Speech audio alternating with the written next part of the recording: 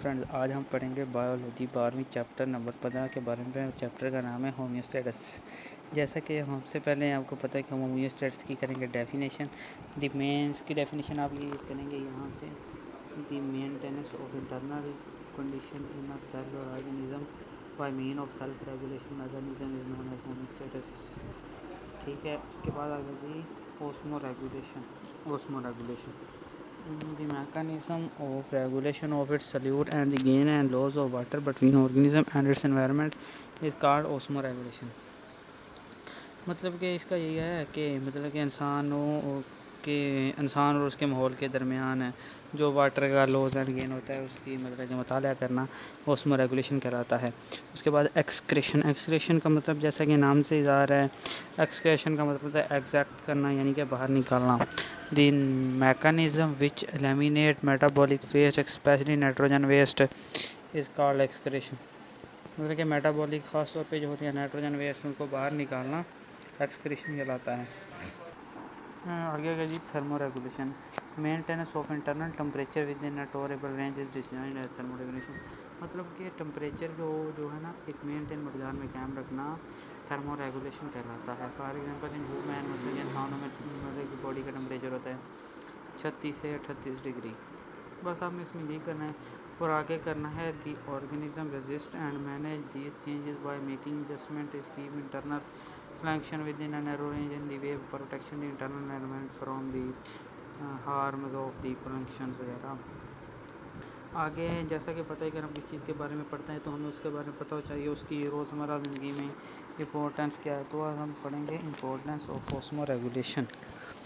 होमियोस्टेटिस is keep the internal functions in a narrow range within a various control system compare a wide natural environment. So the homeostasis keep the internal function in the narrow range with various control system compared to wide external environment. Homeostasis is the central requirement in the maintenance of an organism which make adaptation in the consisting changes condition and contributes in environmental process. Most stable components of internal environment that may be affected by affecting external environment are और मतलब कि जैसे कि आप जानते हैं पानी solute temperature वगैरह होते हैं।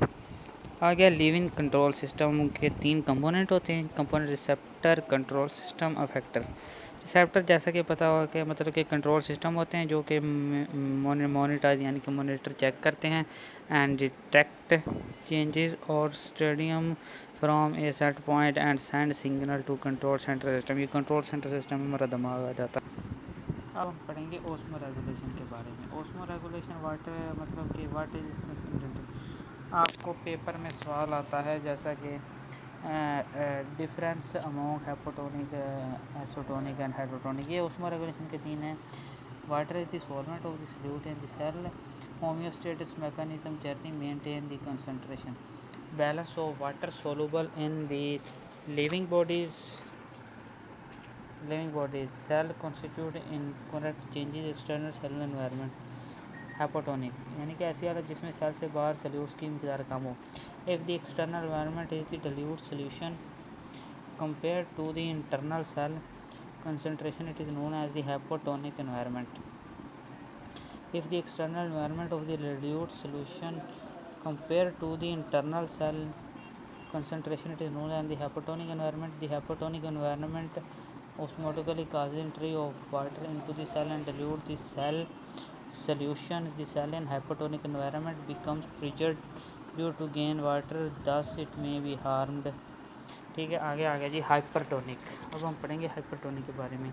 हाइपरटोनिक होता है ऐसी हालत जिसमें सेल से बाहर सल्यूट की मिकदार ज़्यादा हो।